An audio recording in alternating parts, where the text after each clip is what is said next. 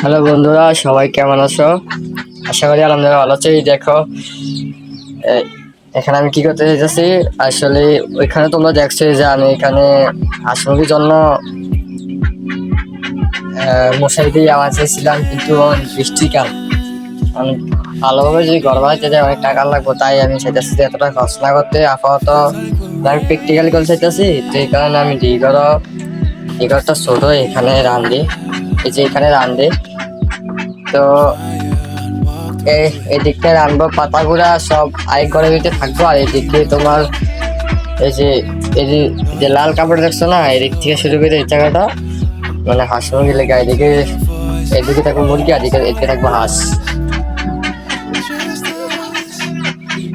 এগুলো ডাকতেছে এগুলো সারার জন্য, কিন্তু বৃষ্টি বাড়তেছে, সারা যাবো না, সারালে সমস্যা।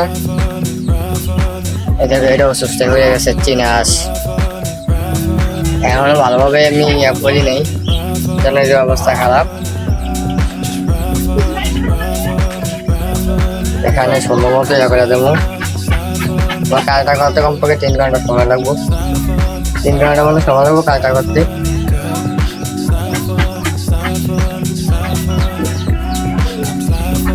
মানে খুব টেনশন আছে, কি করবো না করবো।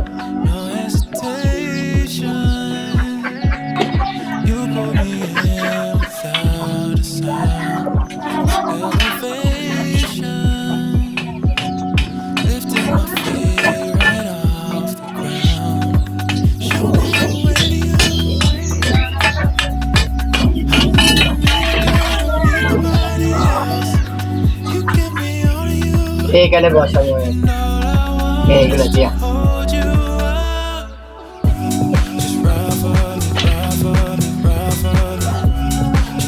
এই যে প্রায় অলরেডি কাজ শেষ।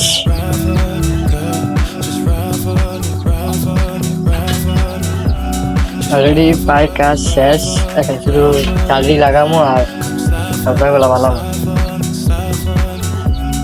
হ্যালো এভরিওয়ান, ভিডিওটা বেশি বড় করবো না, বেশি বড় করলে ভিডিওটা দেখা হবে না, বোরিং লাগবে। এই জন্য ভিডিওটা এই পর্যন্ত, বাকি কাজগুলো পরবর্তী ভিডিওতে দেখাবো। আল্লাহ হাফেজ।